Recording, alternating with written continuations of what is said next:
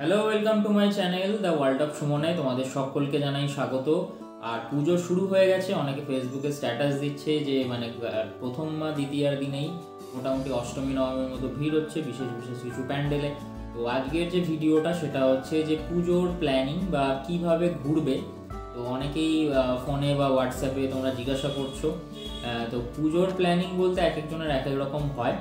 আমি মোটামুটি একটা ওভারঅল আমি কিভাবে দেখি বা কীরকমভাবে কভার করলে মোটামুটি কলকাতার বড় বড় পুজোগুলো আর কি ইজিলি কভার করতে পারবে সেটারই একটা ওভারঅল একটা ব্রিফ এই ভিডিওটায় দেব। তো যারা অলরেডি কলকাতার সব পুজো আর কি জানো, খুব ওয়েল নোন, তারা ভিডিওটা স্কিপ করে দেখতে পারো। আর যারা বাইরে থেকে আসো বা কলকাতার একটু বাইরে থাকো, পুজোর সময়তেই বেরো কলকাতায়, তাদেরকে একটু একটা মোটামুটি ইজি যাতে হয় সেই জন্য একটু বলে দিচ্ছি। তো চলো ভিডিওটা শুরু করা যায়। এক্সাইটিং হবে ভিডিওটা, তোমরাও চাইলে ভিডিওয়ে কমেন্ট করে জানিও যে তোমরা এই রুটটা ফলো করো কি না। আমি প্রথমবার এরকম ভিডিও বানাচ্ছি, অনেককে ফোনে বলেছি বা আমাদের গ্রুপ যখন আমরা বেরোই বা নিজে যখন বেরোই সেটা ফলো করি, বাট এইভাবে ভিডিওতে কোনোদিন এটা ডিসকাস করিনি, তো আজকে বলছি। তো শুরু হচ্ছে পুজোর রুট ম্যাপ।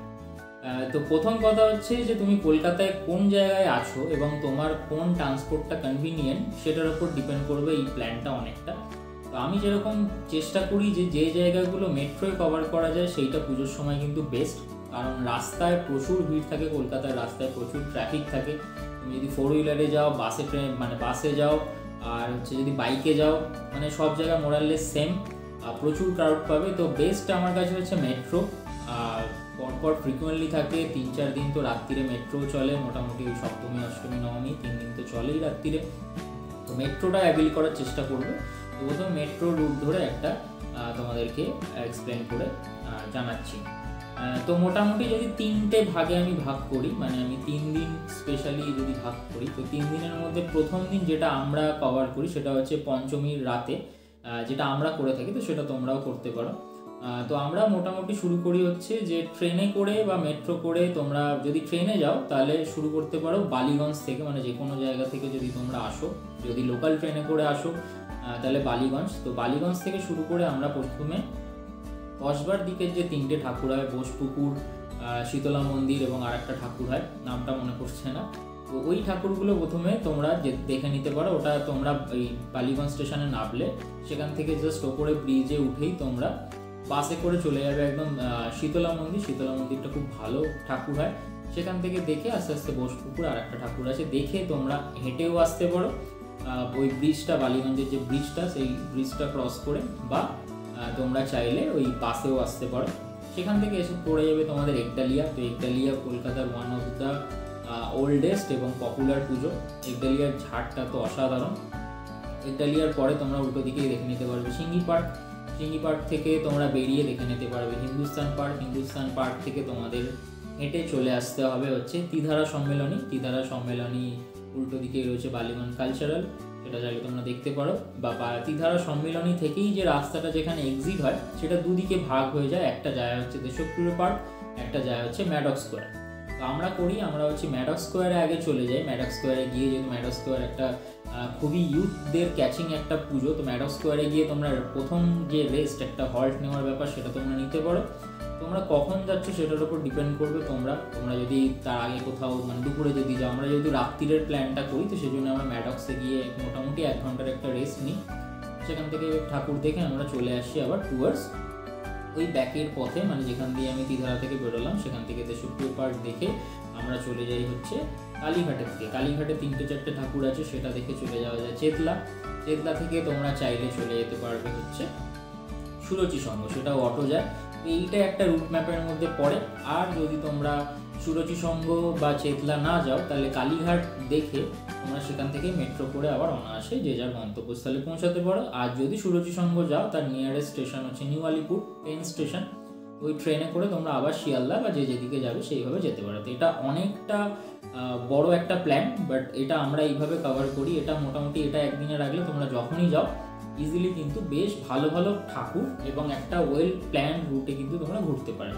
তো এটা পুরো বলা যেতে পারে যে বেশিরভাগটা মোটামুটি যদি সাউথ ক্যালকাটার যে বড় বড় পুজোগুলো হয় এইভাবে গেলে তোমরা কভার করে নিতে পারবে।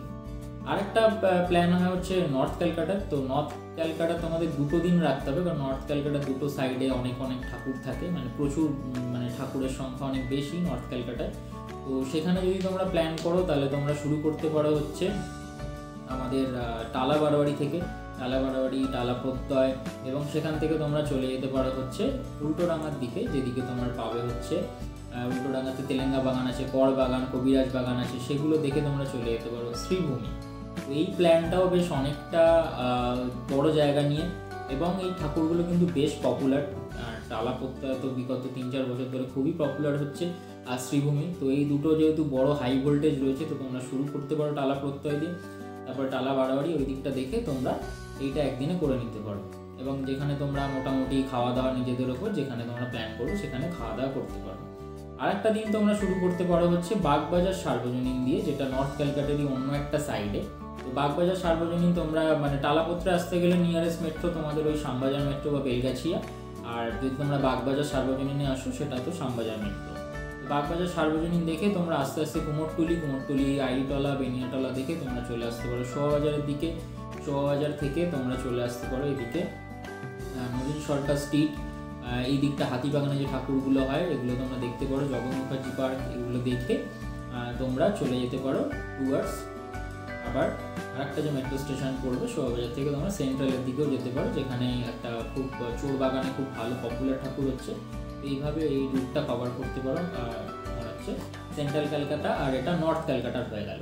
এবার আরেকটা দিন যেটা থাকছে, আরেকটা দিন তোমরা চলে যেতে পারো আবার সাউথের নামতে পারো তোমরা রবীন্দ্র সরোবর স্টেশনে। সেখানে 3টে বড় বড় পুজো হয়, মুদিয়ালি শিব মন্দির আর একটা পুজো হয় ওখান থেকে তোমরা ওইটা দেখে চলে যেতে পারো বেহালার দিকে। বেহালা ওখান থেকেই বাস যায়, মানে ওই মুদিয়ালি শিব মন্দির ওখান দিয়ে দেখে তোমরা বেহালার বাস পেয়ে যাবে, অটো পেয়ে যাবে। বেহালার দিকেও কিন্তু বেশ ভালো ভালো ঠাকুর হয়, তখন আর সুরুচি সংঘটা তোমরা দেখবে না, তোমরা বেহালার ঠাকুরগুলো দেখে ওখান থেকে আবার নর্মাল ট্রেন করে বা মেট্রো করে চলে আসতে পারো। তো এটা পুরো কলকাতার একটা চেষ্টা করলাম, মানে যেভাবে ঘুরি, বাট সময়, সুযোগ, পরিস্থিতি সব কিছুর উপর ডিপেন্ড করে যে কটা, মানে ওটা ছোটোবেলায় আমাদের একটা টেন্ডেন্সি ছিল যে একদম ছোটোবেলায় যে কতগুলো ঠাকুর দেখলাম কাউন্ট করতাম, বাট এখন অনেক কিছু অ্যাড অন হয়েছে আমাদের প্রত্যেকের লাইফে। তো সেই জন্যে বিজি শিডিউল, তাও বাঙালির শ্রেষ্ঠ উৎসব, বাঙালিরা চেষ্টা করে একটা প্ল্যান করে ঘোরার, সেটাই চেষ্টা করলাম তোমাদের সাথে শেয়ার করার। তো যারা মানে দেখলে ভিডিওটা জানিও কীরকম লাগলো, সকলকে শেয়ার করো। সকলকে জানাই হ্যাপি পুজো, সকলে পুজো খুব ভালো করে কাটাও, তারপরে পুজোর পর আবার দেখা হচ্ছে। Stay tune.